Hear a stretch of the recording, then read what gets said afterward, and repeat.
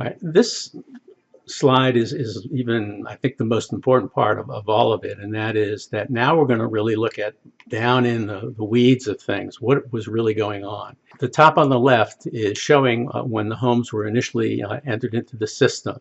So when it shows the sold price, it also will show the subsidy, it'll show you the net price, but it'll also show you the original price.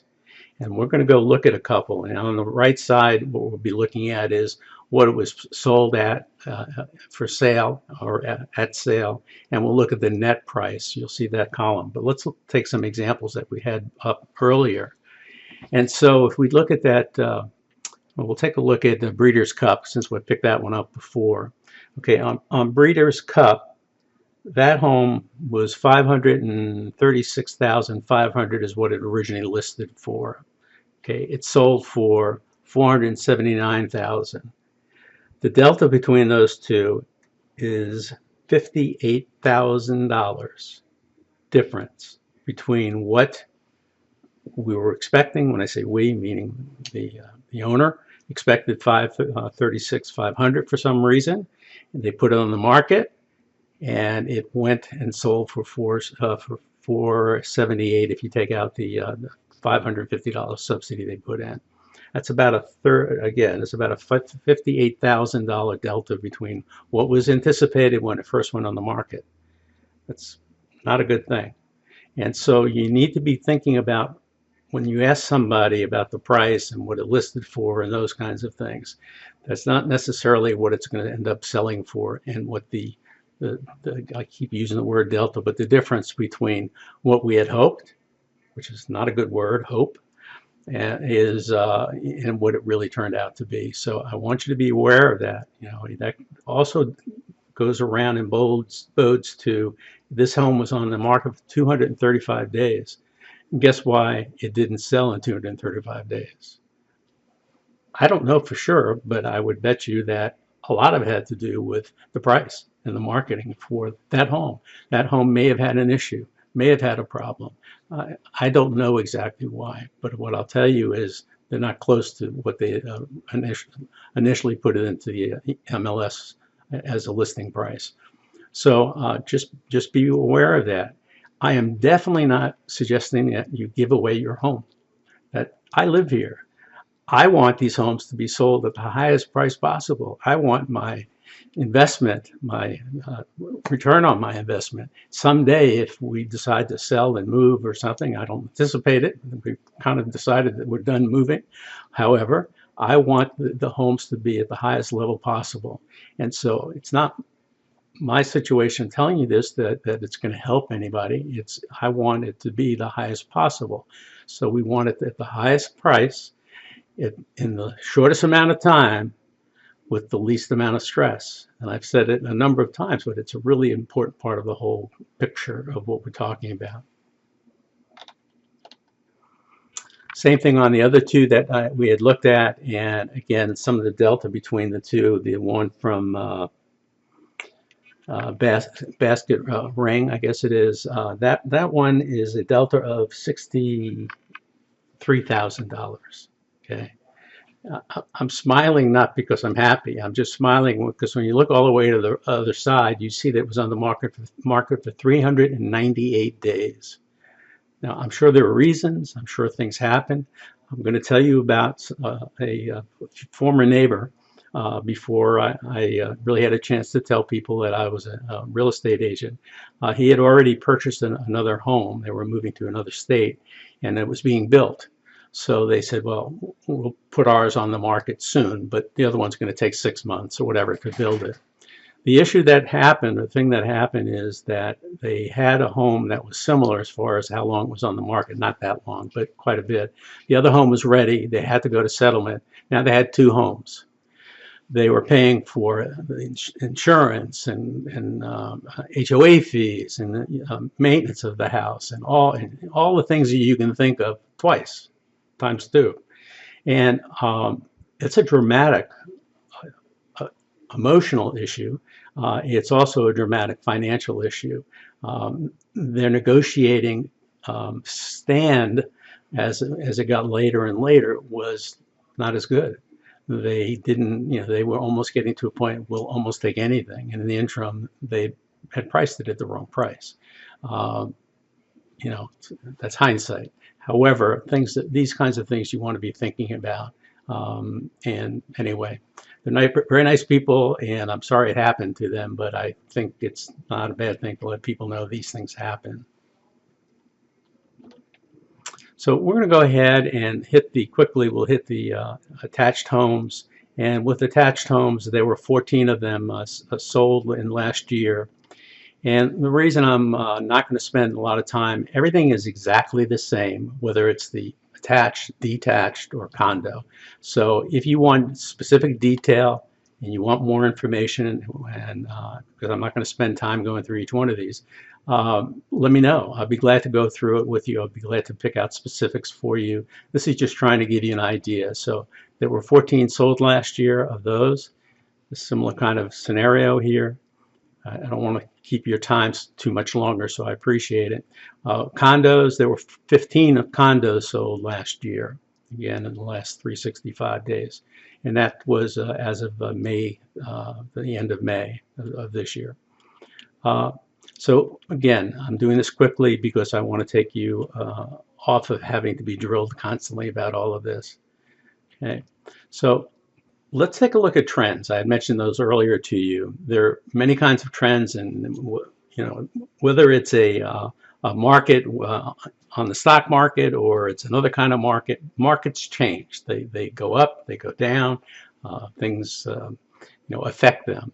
Well, in real estate, one of the things that affect selling a house is the seasonality. And so this is just one example, and this one's it's not live right now. If you are interested in this information, there are hundreds of types of views that we have, not just bar graphs and all kinds of things that we have information on that can go back 16 years. I don't think you need to do that. This one's a 2-year look at it. And the reason I use that is I want to give you an idea of seasonality. So in Northern Virginia, or in Virginia area, we have two main seasons. We have the spring and we have the fall. Spring is a little bit longer generally, and then the fall. And they're both active, and as you can see on the screen, looking down at May, June, and so on. It is interesting to see in January 2015. I can't remember if I knew we had a blizzard. I don't think it was. I thought that was this year, but maybe we had one that year too. I can't remember.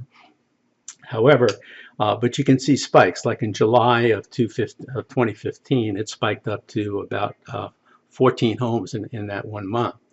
So again, this is just a snapshot of it. However, we can move it and adjust it and look at it in different ways. Some of the reports will even come back in a verbiage form explaining why it's a buyer's turn as far as being the one that has the most amount of power in the negotiation. What we also want to talk about in seasonality is about, do we only sell or try to sell our home in those two markets, in the spring or fall? Homes are sold all year round. I've sold homes right at Christmas. I've sold homes right at New Year's. Now, that's, there aren't as many homes available, and one of the advantage, and maybe disadvantage, but advantage, is if your home happens to be on the market during one of the down seasons, maybe in the wintertime, and somebody is sent over here, maybe a company has moved them here, or the military has moved them here, or whatever it might be, but they want to be in Heritage Hunt, that's for sure. And so there's only maybe a few homes that they have a choice from. In January, they had no choice. And so typically, if you're selling a home that's in that scenario and people want to live here and have just moved in and are not going to rent for 3 months, you may actually be able to get a higher dollar amount. Now, I'm not suggesting that's what you want to do and wait till winter comes. However, homes sell all year round. If you're in Arizona, their seasons are totally different than our seasons. We have spring and fall, the main seasons. You see the uptick on the sales. So you notice in the two seasons there are upticks, and typically in the wintertime that is not quite as many sales are going on. However, again, sales of homes are all year round. The highest and most activity are spring and fall. If you want some additional information, again, I'd be glad to provide these into more of a real time where you can go in and take different views and you know, what was the seasons like for the last 5 years? Maybe that's important, and you'd be able to do that. You also, once you are able to put your mouse or depending on if you have a tablet or what it is, it'll actually pop up where the top of this particular one will show you how many actual homes were sold. I'm guessing because it was about 15 at the line on the top, so I'm assuming it's about 14 homes. But there's a lot more information once it's live. So what I want to give back to you for your time, and I appreciate you very much in taking the time, is make an offer. And the offer is, and you have no obligation, absolutely none. There's no pressure ever. I'm just not that kind of person. I will never pressure you. I won't be calling you or hassling you. No hassling. And my evaluation, it will be truly free. It will be better than getting online where it says, you know, put in your email address and we'll send you back evaluation. It's going to be more of a from the tax record and maybe from the CMA. I know this area. I live here. So when you say I live at whatever address it is, because I have to have that to be able to do some calculations, I at least know that you may be on the golf course, you may not be, you may be whatever. Okay, those kinds of things that I can put into that valuation. If you're willing and want to invite me in, fine. If you don't, that's fine too. Just give me a verbal on what you think you have as far as adding to the home or not. Did you replace the HVAC? That's an important thing. In today's world, our systems are starting to go down. I had to replace mine last year. So we want to be thinking about that because that helps in the evaluation of the property.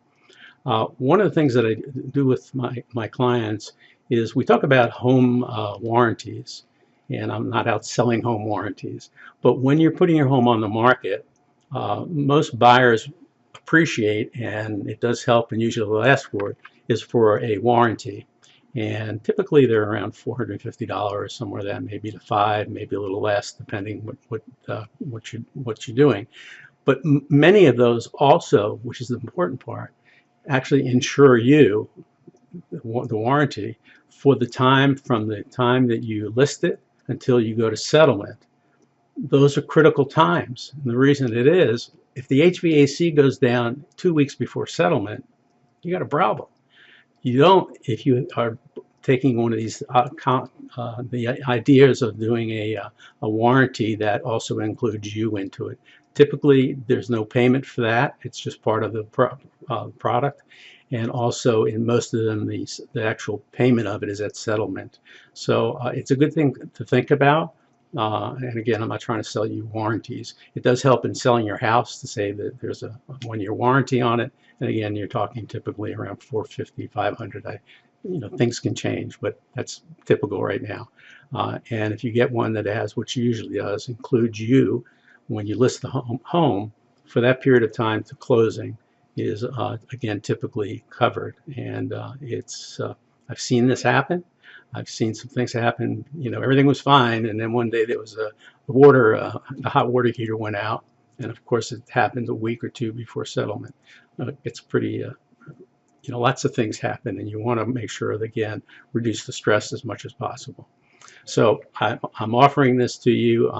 You just let me know. You can get in touch with me very easily. And by the way, in the middle there, you see it says less stress with Jeff. I picked that up because of my client, and my other clients are been saying the same thing. I'm good at it. I don't know what else to say. I am. It's something that I believe in, and you know, I've felt stress in my life, and obviously still have times to do that. We do have stress, but wherever possible, I think it's especially in reason of selling a home, it's just something that needs to be controlled. So there's my my moniker. If you lived in London, you would say moniker is less stress with Jeff. There's my phone number. That is my cell. You're welcome to call it almost any time of day and night. almost. It is often though. If you drive by, you'll probably see. I have my office up on the loft. You may see my lights on. You can you can give me a call if you want to. Also, so that's my cell number, and there's my email address. You're also again on my cell phone. Text me. I use that a lot. Um, a couple things I didn't mention to you about that real quickly is that we were talking about buying homes, selling homes. Also, an area I have clients who invest in real estate and doing really well, and also in relocation. I'm going to say the Washington Redskins out loud, and for those who are Dallas fans, just hold your ears. But I also, during the time as being a realtor, have worked with the Washington Redskins in helping players, coaches, and staff in relocation. It was a very interesting thing. I did it for about 7 years. It was the only part of my business. It wasn't my business. It's just part of what I do and did. I had partners to help in that because it can get pretty busy when the new players are coming in. But the point of telling you that is that I've had other scenarios of doing relocation. I actually do it fairly regularly. People come in from, I just had some people in from Kentucky, and they get a culture shock, and not just culture, dollar shock, I should say, of what's going on here. I can also help you if you're moving and you need some help finding agents really anywhere in the world. And also for just connections of people in different parts of obviously the U.S. or North America. But again, because of my experience with my business, well, first of all, RE/MAX has agents in almost every country in the world. There are almost over 100,000 agents, and I have contact and information about all of them. But more importantly is, again, trying to reduce the stress of who do I talk to, what's going on, any suggestions of the particular area. And so please don't hesitate to give me a call. I'll be glad to try to help. And if you know someone who's relocating, again, just let me know and I'll try to give them a hand on what they're looking for, a handle on it. So I want to thank you very, very much for your time. I really appreciate it. Please don't hesitate to contact me. I'll be out walking Chase. You'll see me at least twice a day, early in the morning and usually a little bit after dinner, well after dinner. Come over, and he's very friendly, scratch his back, he'll love you forever.